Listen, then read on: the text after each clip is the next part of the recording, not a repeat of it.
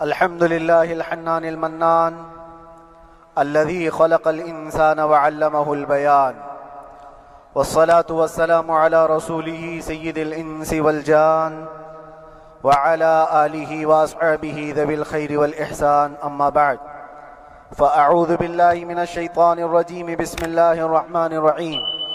وقل جاء الحق وزهق الباطل إن الباطل كان زهوقا. صدق اللہ مولانا العظیم. بارگاہ رسالت مآب صلی اللہ علیہ وسلم میں درود پاک کا ہدیہ پیش کریں. اللہم صلی علی سیدنا و مولانا محمد معدن الجود والکرم وآلہ واصحابہ الکرام وابنہ الکریم وبارک وسلم صلاة دائمتا سرمدا ابدا. عزیزان گرامی وقار، میں یہ چاہتا ہوں جہاں پر آ کر ہم رکے تھے وہیں سے ہم پھر آگے بڑھتے ہیں. ہم رکے تھے کہاں آ کر؟ کچھ دیر کی خاموشی ہے، اس کے بعد ہم آگے بڑھتے ہیں. اس لیے کہ مجھے کوئی شعر اب یاد کرانے کی ضرورت نہیں اور نہ ہی کسی کے سامنے کچھ بولنے کی ضرورت ہے. حالات تو ایسے تھے کہ جو نان مسلم تھے وہ بھی ہمیں جیل میں دیکھ کر یہی کہتے تھے کہ آپ ہی نے کہا یہ فلاں بات. ہم نے کہا اللہ تبارک و تعالیٰ نے تم کو بھی یاد کرا دیا. میرے عزیزو، ستیزہ کار رہا ہے ازل سے تا امروز، شرار بو لہبی سے چراغ مصطفی بھی. یہ آج کل کے معاملات نہیں، ابتدا سے حق اور باطل کے معرکے ہوتے رہے. لیکن ایک بات میں آپ سب کو بتانا چاہتا ہوں، مظفر کو مقید نہ سمجھ اے سیاد. سیدنا مظفر حسین کچھوچھوی رحمۃ اللہ تعالی علیہ جیل گئے تھے، قید میں تھے. تب انہوں نے یہ شعر کہا تھا کہ مظفر کو مقید نہ سمجھ اے سیاد، میری یہ اسیری بھی سنت آبائی ہے. میرے آبا و اجداد کی سنت ہے جس پر میں عمل کر کے آ رہا ہوں. میرے بزرگوں کی یہ سنت تھی. بہرحال جن کو جس راستے سے مجھے گزارنا تھا، لوگوں کے دلوں میں یہ ٹھنڈک تھی شاید کہ زبان بند کر کے چند دنوں کے لیے قید کر دیا جائے. مگر میرا عقیدہ یہ تھا کہ اللہ تبارک و تعالی جب تک چاہے کہ کوئی اس کے لیے پابندی نہیں لگا سکتا. وَإِن يَمْسَسْكَ اللَّهُ بِضُرٍّ فَلَا كَاشِفَ لَهُ إِلَّا هُوَ. رب تعالیٰ فرماتا ہے اگر اللہ تعالیٰ تمہیں کوئی مصیبت دے تو اس کے علاوہ کوئی ٹال نہیں سکتا. وَإِن يَمْسَسْكَ اللَّهُ بِخَيْرٍ فَلَا رَادَّ لِفَضْلِهِ. اور اللہ کسی کو بھلائی دے دے تو پھر اس کو روک بھی کوئی نہیں سکتا. مولا تبارک و تعالیٰ اگر کسی کو کوئی مقام عطا کر دے تو ہزاروں کیڑوں کے پھڑپڑانے سے وہ مقام ختم بھی نہیں ہو سکتا. اللہ تبارک و تعالیٰ جس کو بڑھانا چاہے اس کے لیے کوئی راستہ رکاوٹ نہیں بن سکتا. اس لیے کہ ہم نے تاریخ میں دیکھا ہے پیبند لگے کپڑے پہننے والے، پیروں میں چپل نہیں تھے، جن کے ناخن تک اکھڑ جاتے تھے، لیکن وہ جب چلتے تھے قیصر و کسریٰ بھی کانپتے تھے. جن کا ہی یہ نعرہ تھا ٹل نہ سکتے تھے جنگ میں اگر اڑ جاتے تھے، پاؤں شیروں کے بھی میدان سے اکھڑ جاتے تھے. حق سے سرکش ہوا کوئی تو بگڑ جاتے تھے. ارے تیغ کیا چیز ہے، ہم توپ سے بھی لڑ جاتے تھے. یہ وہ صحابہ کرام اور اسلاف کرام، ان کا یہ معمول تھا. بظاہر ان کے پاس کوئی اسباب نہیں تھے لیکن اللہ کی مدد تھی. وہ پانی کی طرح بہتے ہوئے چلے گئے. نہ چٹانوں نے ان کا راستہ روکا، نہ دریاؤں نے ان کا راستہ روکا. وہ جس طرف سے جاتے تھے اللہ تعالیٰ ان کے لیے راستے بناتا تھا. عزیزان گرامی وقار، کون ہے وہ جو دریائے دجلہ میں اپنے گھوڑے دوڑائے تھے؟ کون ہے وہ جو دریا میں اپنی کشتیاں ڈال کر جلا دیا تھا کہ واپس جانے کا کوئی تصور نہ ہو؟ یہ سب میرے مصطفیٰ کریم کے دیوانوں کی ہی بات تھی. اسی لیے آج بھی دنیا گھبراتی ہے تو شانے لوگوں سے نہیں، دیوانوں سے ہی گھبراتی ہے. بہت زیادہ چالاک رہنے والوں سے نہیں، دیوانوں سے دنیا گھبراتی ہے. اس لیے کہ دنیا کو پتا ہے، دنیا جانتی ہے کہ دیوانہ کہاں دیکھتا ہے کسی کو پتا نہیں. اور یہ اس دیوانے کی بات کر رہا ہوں جس کے لیے اللہ کے حبیب صلی اللہ تعالیٰ علیہ وسلم کی عزت و وقار سب سے اول ہے۔ عزیزان گرامی وقار، آج آپ کے سامنے حاضر آیا، یہ میرے استاد گرامی، مربی، استاذ الاساتذہ، برادر گرامی حضرت العلامہ مفتی زبیر احمد صاحب قبلہ ادام اللہ اقبالہ، جنہوں نے دن رات ایک کر دیے تھے۔ میرے خیال سے 8 مہینے میں جتنے ان کے بال سفید ہوئے اس سے زیادہ نہیں ہوئے ہوں گے، صرف اس لیے نہیں کہ ایک بھائی کے لیے، اس لیے بھی لڑ رہے تھے کہ ایک عالم کے لیے جس سے دین کا بہت سارا حصہ وابستہ ہے۔ ان کی محنتیں رائگاں نہ گئیں۔ بہت سارے میرے احباب و اقربا، خاص طور پر مدن پورہ اور وکرولی سے، جنہوں نے اپنے گھر بار چھوڑ کر میرے لیے دوڑتے بھاگتے رہے، اللہ رب العزت اس بات کا شاہد ہے، ایک ایک دن اندر میں نے سب کے لیے دعائیں کی ہیں، اور ایسا نہیں کہ کوئی دن بھولا جاتا، اور باہر کی ہمیشہ یہ خبریں آتی رہتی ہیں کہ حالات کیسے کے کیسے ہوتے جا رہے ہیں۔ کبھی اگر گھبراہٹ اور بے چینی ہوتی تو میرے عزیزوں صرف ایک ہی بات ہمارے پاس تھی علاج کے لیے، ایک ہی علاج تھا۔ جب بے چینی بڑھ جاتی، اپنوں سے رابطہ نہیں ہو پاتا اور کسی کے خبر نہ پہنچتی، کھانے پینے کی تکلیفیں، رہنے سہنے کی مصیبتیں جب سر پر آتی تو ایک ہی علاج تھا، ان کے نثار کوئی کیسے ہی رنج میں ہو، ان کے نثار کوئی کیسے ہی رنج میں ہو، جب یاد آ گئے ہیں سب غم بھلا دیے ہیں، جب یاد آ گئے ہیں سب غم بھلا دیے ہیں۔ اس رسول محترم صلی اللہ تعالیٰ علیہ وسلم کا احسان عظیم ہے۔ بار بار مجھے یہ احساس ہوتا رہا، پوری دنیا اگر چھوڑ دے مگر یقین تھا آمنہ کا لال کبھی نہیں چھوڑے گا، اور چھوڑا بھی نہیں، اور چھوڑا بھی نہیں۔ ہر رات جو ہمارا معمول تھا ہم نے جو دیکھا، ہماری پچھلی زندگی میں ہم نے اتنے عجائبات نہیں دیکھے ہوں گے جو 8 مہینے کے اندر ہم نے دیکھے۔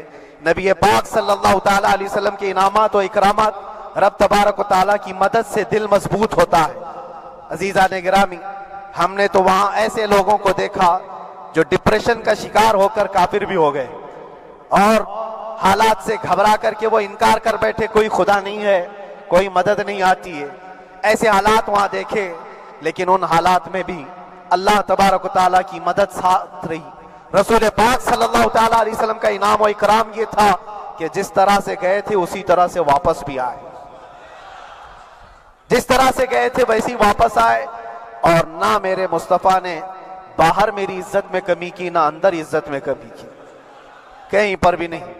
الحمدللہ، جس شان کے ساتھ رسول پاک صلی اللہ تعالیٰ علیہ وسلم اپنے چاہنے والوں کو رکھتے ہیں، وہ میں نے دنیا میں دیکھا، اور پھر یہ عرض کیا آقا، آج آپ کی عزت پر بات کرنے والے کو چاہے وہ 1000 کال کوٹری کے اندر ہو، آپ عزت کے ساتھ بٹھاتے ہیں تو پھر قیامت کے دن اس کی عزت کا کیا حال ہوگا۔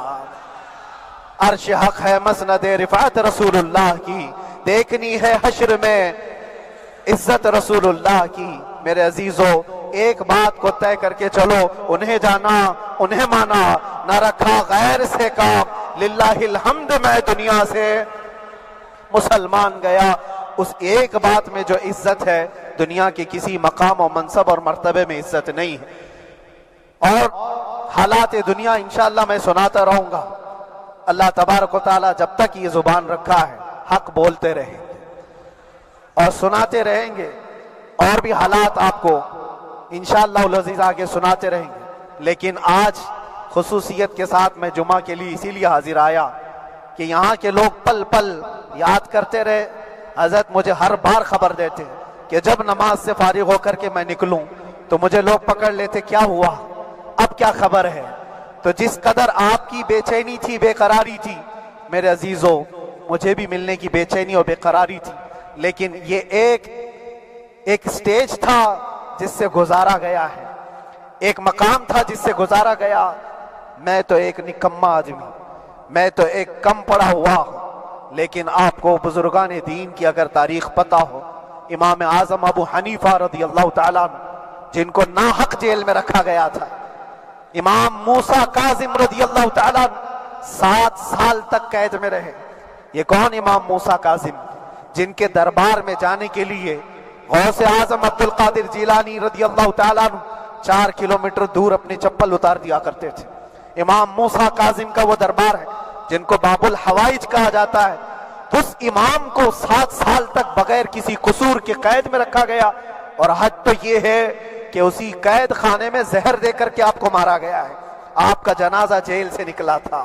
امام احمد بن حنبل جن کو 5 لاکھ حدیثیں یاد ہیں نبی پاک صلی اللہ تعالیٰ علیہ وسلم کی، بغداد کے سر بازار آپ کو ننگی پیٹھ پر کوڑے مارے گئے۔ آپ کو اندازہ ہے بزرگان دین کی ایک لمبی فہرست ہے۔ جب میں وہاں گیا تھا تو ایک بزرگ کی بڑی یاد آئی، وہ تھے حضرت مجدد الفسانی رضی اللہ تعالیٰ۔ اکبر جیسے ڈکٹیٹر کے سامنے، اس زمانے کے سب سے بڑے ڈکٹیٹر بادشاہ کے سامنے آپ نے حق بات کا اعلان کیا تھا۔ مجدد الفسانی رحمۃ اللہ تعالیٰ علیہ نے فرمایا تھا کہ اسلام نام سے جو دین ہوگا وہ محمد عربی کا لایا ہوا ہی دین ہوگا، کسی اور بادشاہ کا بنایا ہوا نہیں ہوگا۔ اس بات پر آپ کو قید میں ڈالا گیا تھا، 8 سال تک قید میں رکھا گیا۔ 8 سال میں بادشاہ مر بھی گیا، بیٹا بادشاہ بنا، لیکن کسی نے آ کر جہانگیر کے سامنے یہ بات رکھی کہ آپ کے باپ نے جس مولانا کو قید میں ڈالا تھا گوالیار کی جیل میں، 8 سال میں جیل کا نقشہ بدلا ہوا ہے۔ تو بادشاہ نے پوچھا ہوا کیا ہے؟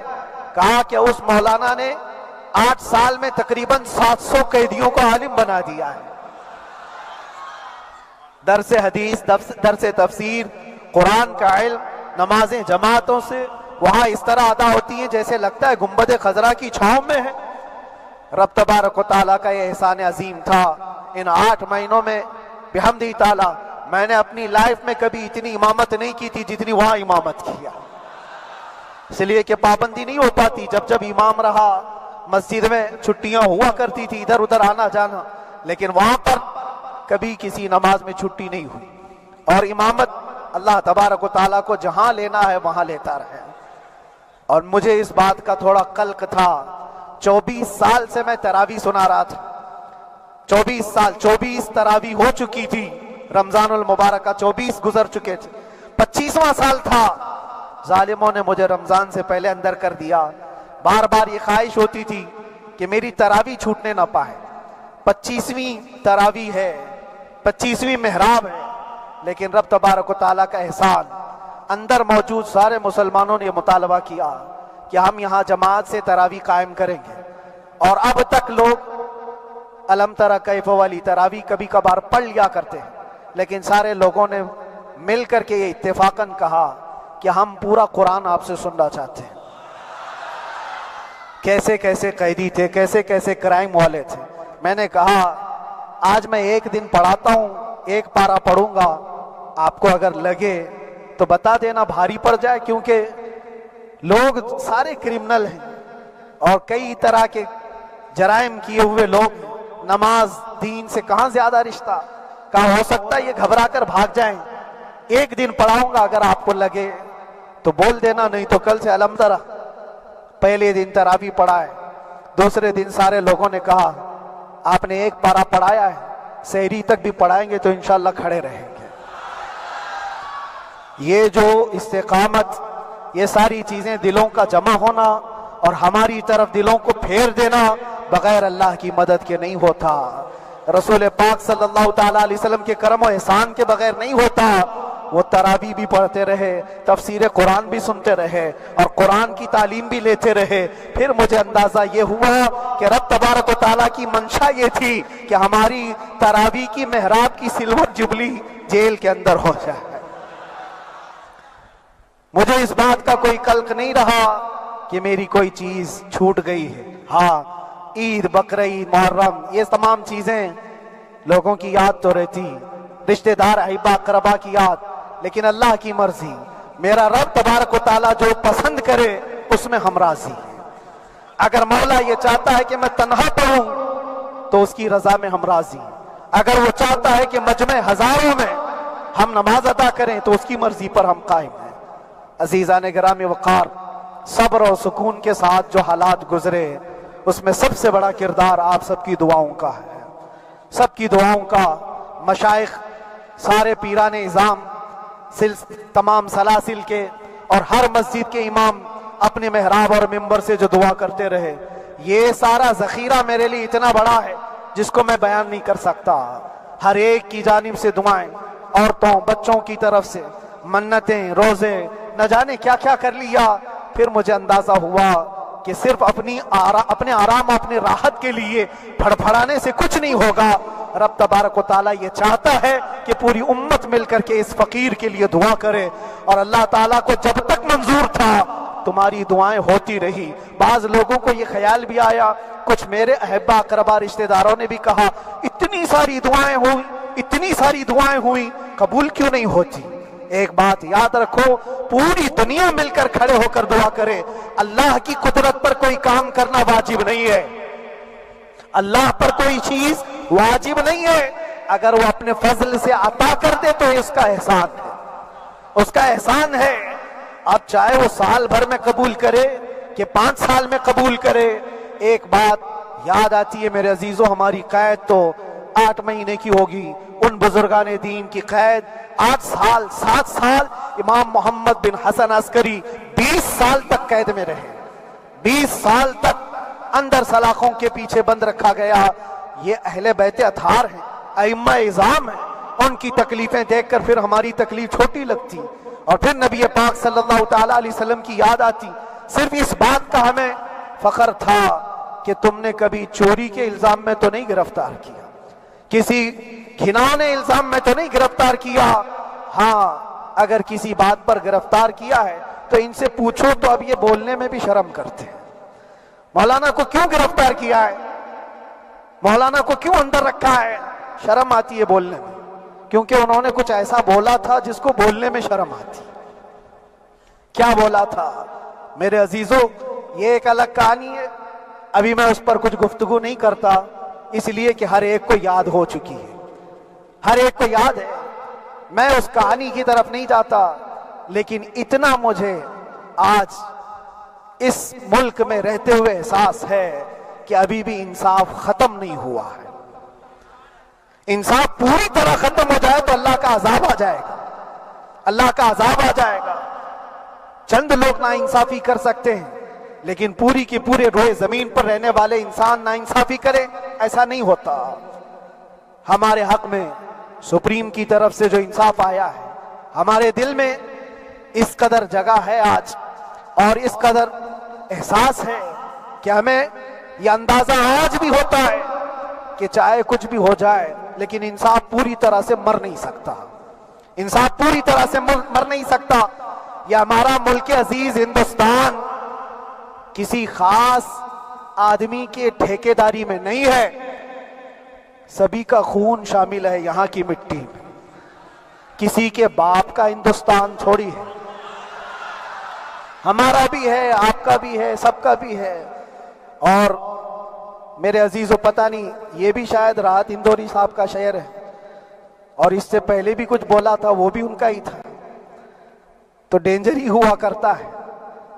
اللہ تبارک و تعالیٰ آپ سب پر فضل فرمائے، کرم فرمائے۔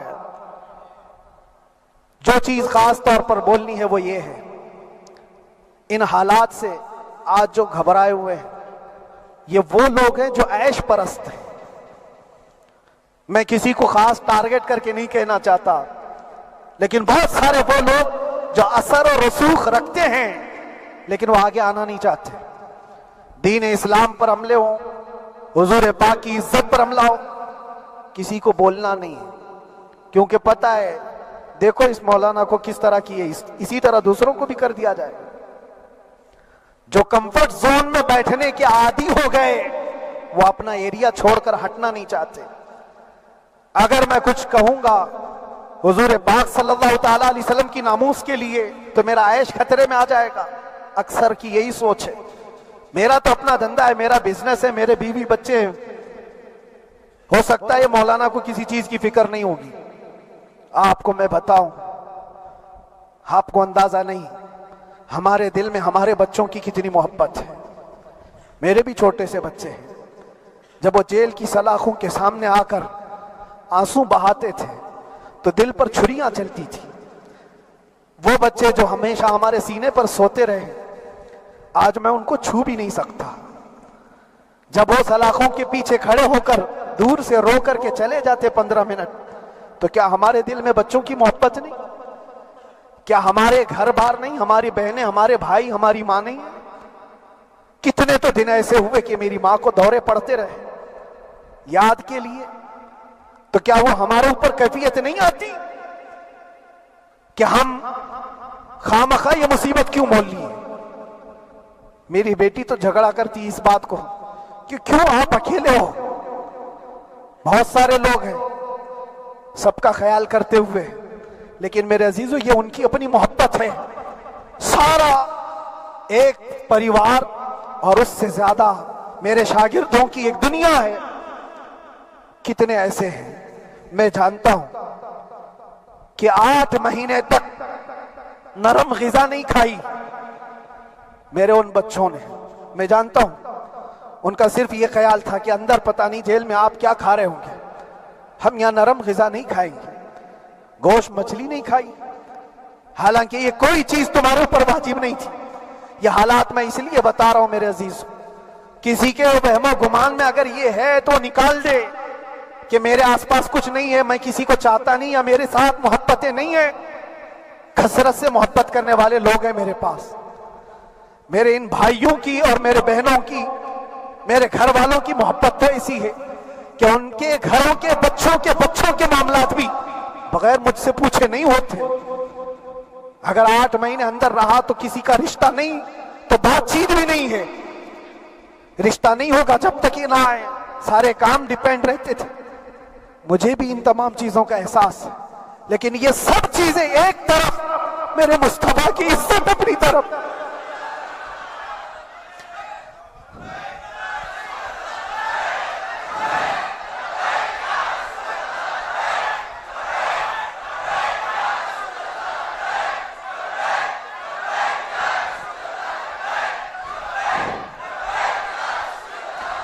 میرے عزیزوں، ہر ایک کے آنسوں کے قطرے میں نے دیکھے، بھائیوں کے، بہنوں کے، میرے پاس ملنے کے لیے میرے جو شاگرد آتے ان کے، یہ اکثر جب جیل کی دیوار پر آ کر کھڑے ہوتے، ان کی آنکھیں لال، یہ آنسو بہاتے 15 منٹ ملاقات کر کے چلے جاتے۔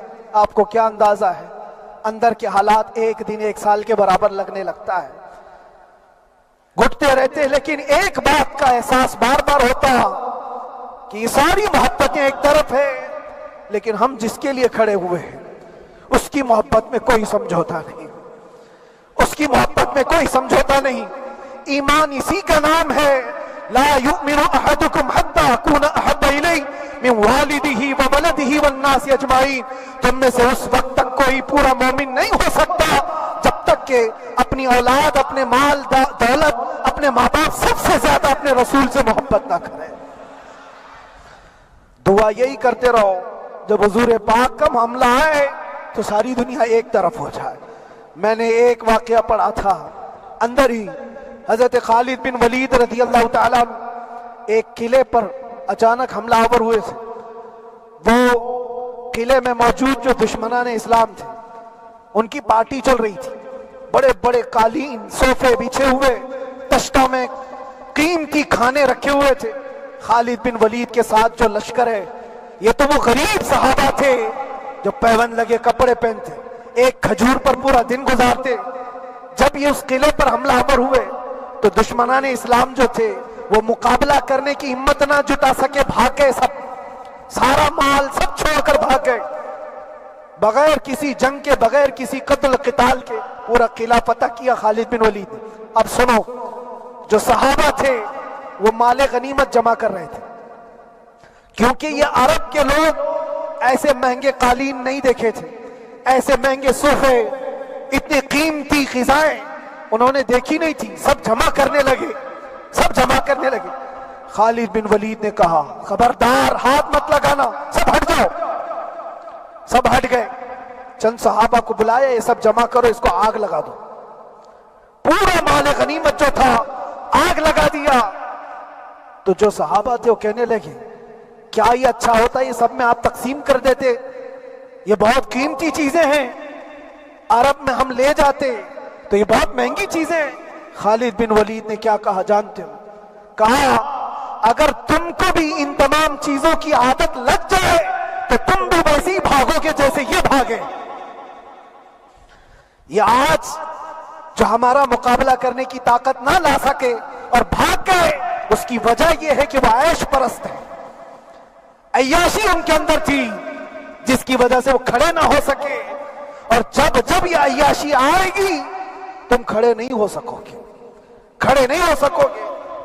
آج میں یہی بات دہرانا چاہتا ہوں، جو بڑے بڑے چہرے لے کر بیٹھے ہوئے ہوں، وہ سیاسی اثر اور رسوخ رکھنے والے بھی کمفرٹ زون میں رہنا چاہتے ہیں۔ میں چند لوگوں کو چھوڑ کر کہہ رہا ہوں، اکثر کا حال یہ وہ سوچتے ہیں کہ ہمارے اس دائرے سے نکلیں گے تو ہمارا عیش خطرے میں آ جائے گا، گھر بار خطرے میں آ جائے گا۔ یہ دنیا کی محبت انسان کو بزدل بناتی ہے، بزدل بناتی ہے۔ اس لیے میرے عزیزو، آپ جب کبھی یہ بات آئے، ایک طرف میرا پورا خاندان، ایک طرف میرے عیش کی زندگی اور ایک طرف رسول پاک کی عزت کا معاملہ، تو آپ مجھے بتاؤ آپ کس بات کا فیصلہ لیں گے؟ اسی بات کا فیصلہ لینا ہوگا نبی پاک صلی اللہ تعالی علیہ وسلم کی عزت کی خاطر تمہیں اس بات کا فیصلہ لینا ہوگا۔ اپنا سب کچھ گنبد خضرا کل بھی تھا آپ، میرے نبی سے میرا رشتہ کل بھی تھا آپ، اور بتلا دو گستاخ نبی کو غیرت سنی زندہ ہے، ان پہ مر مٹنے کا جذبہ کل بھی تھا آپ۔ بس یہ جذبہ باقی رہے۔ ہم کسی کو لڑنے کے لیے، مرنے کے لیے، مارنے کے لیے میدانوں میں اتارنے کی بات نہیں کرتے۔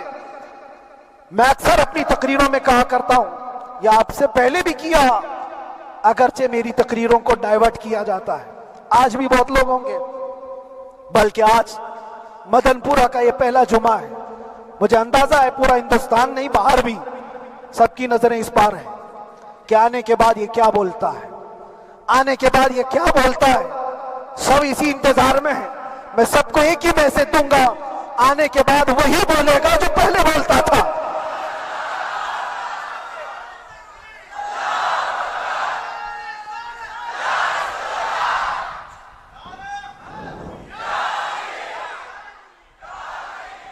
اگر کچھ غلط ہوتا تو ہمارے اس ملک عزیز ہندوستان کی سب سے اعلیٰ عدالت یہ نہیں کہتی کہ ان کے اسپیچ میں کوئی ہیٹ مسئلہ نہیں ہے۔ وہ ہمیں اندازہ ہے میرے عزیزوں، ہاں جہاں غلطی ہوگی ہم بھرے اعلان کے ساتھ کہیں گے کہ ہم سے یہ غلطی ہو گئی، ہم سے یہ خطا ہو گئی، زبان پھسل گئی۔ لیکن جو چیز نہیں ہے تو اگر تم زبردستی اس کو کہو گے تو یہ ہم نہیں مانتے۔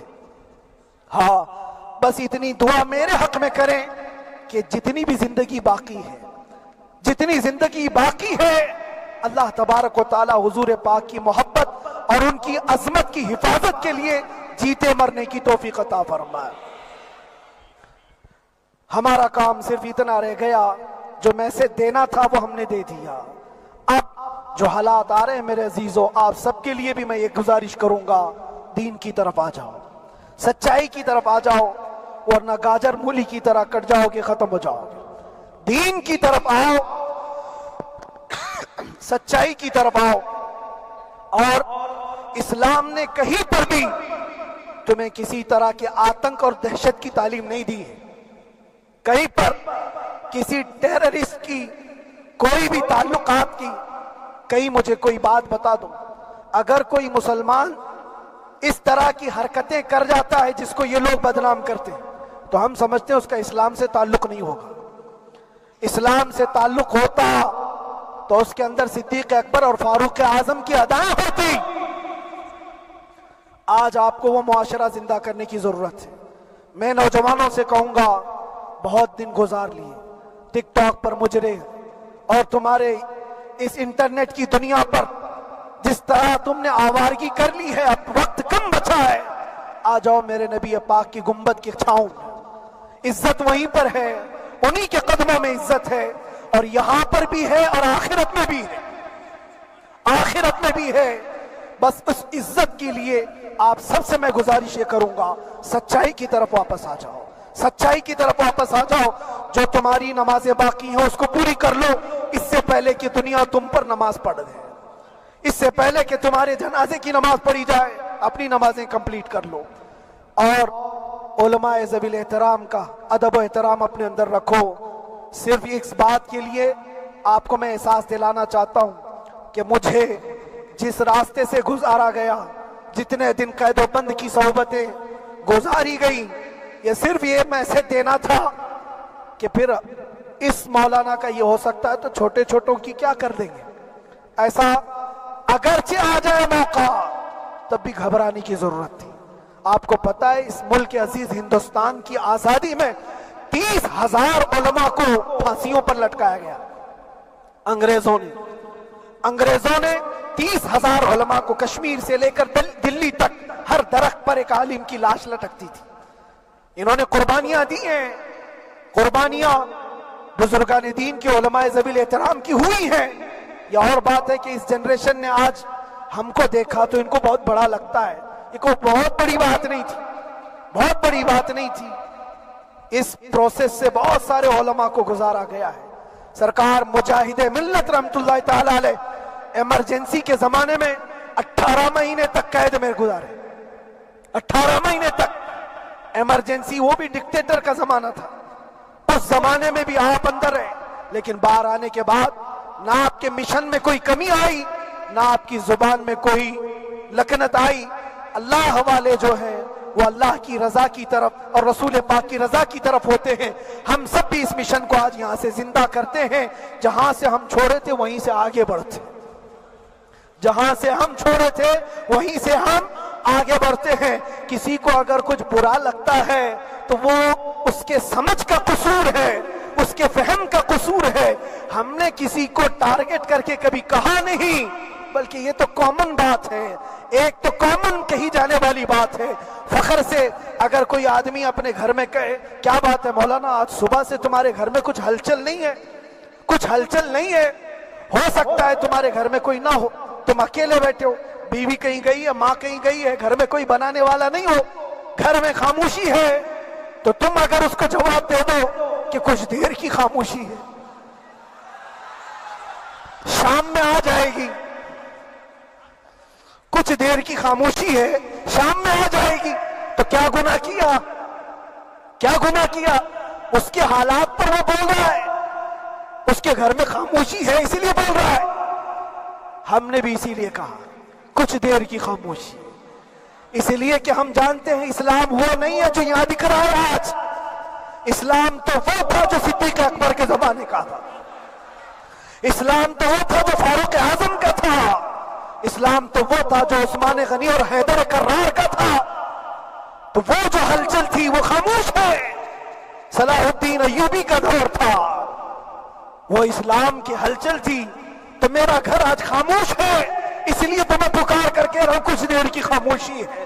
اور ہمیں اپنے رب سے یقین ہے یہ خاموشی ایک شام ٹوٹے گی، کوئی صلاح الدین آئے گا. اور اللہ تبارک و تعالی ہم سب کے اس عزم اور حوصلے کو زندہ رکھے اور آپ سب کی محبتوں کو سدا سلامت رکھے، اور میرے آقا صلی اللہ تعالی علیہ وسلم کے قدموں پر مر مٹنے کی ہمیں توفیق عطا فرمائے. وآخر دعوانا الحمدللہ رب العالمین. لبیک یا رسول اللہ.